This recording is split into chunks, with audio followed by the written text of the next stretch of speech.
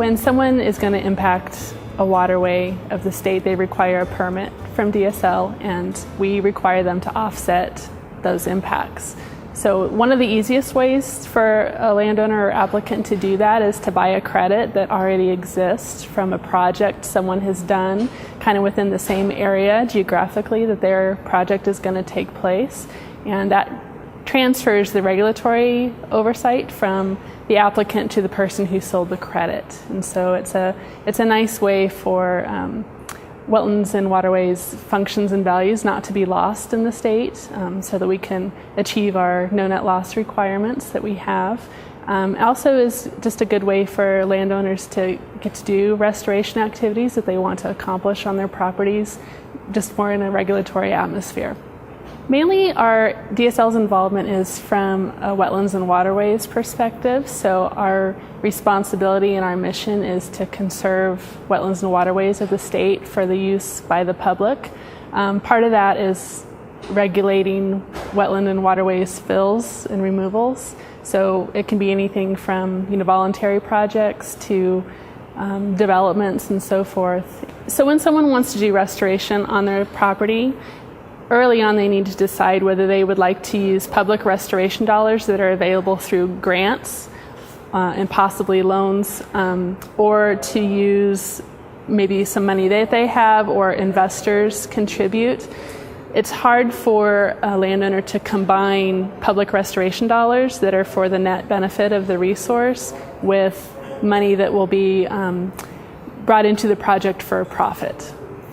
I think more people should become involved with ecosystem services marketing just because it's another way to get us to restored environments on the landscape. No one thing can do it alone. Voluntary restoration is great. It's not going to get us where we need to go very quickly. Regulatory atmosphere is what it is, and we can try to stop the worst of the worst, but we can't always kind of get a net benefit that we want to see through just a regulatory atmosphere. It really takes a lot of cooperation, different paths of funding, and if ecosystem service marketing is one way to get there and try to achieve restoration on the landscape, especially for particular types of projects that are maybe falling through the cracks now, like anything not to do with wetlands or waterways is difficult to get people excited about and interested in and find out about. So I think that ecosystem service marketing will kind of drive restoration.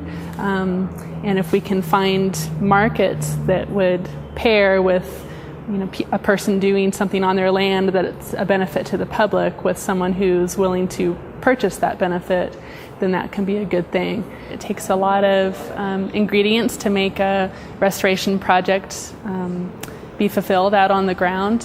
Everything from technical personnel to funding to working with the regulatory agencies on permitting the project, and just someone to kind of coordinate all of those different fingers of a project that need to come together to make it happen.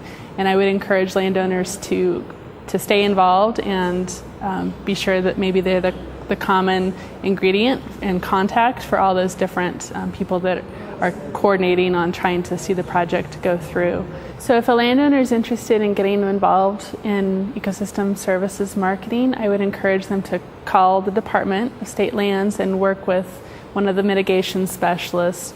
We deal mostly with wetlands and waterways, but I feel that we know enough about the process that we could at least help guide them on what avenues they should explore a little more, and maybe contacts for people that they could talk to develop it a little further. As landowners, come to us and are interested, I think having some patience with just the way we do things now and having to adapt to this new ecosystem services marketing concept is a good thing, to just be patient with all that are involved and realize it's going to take a little time.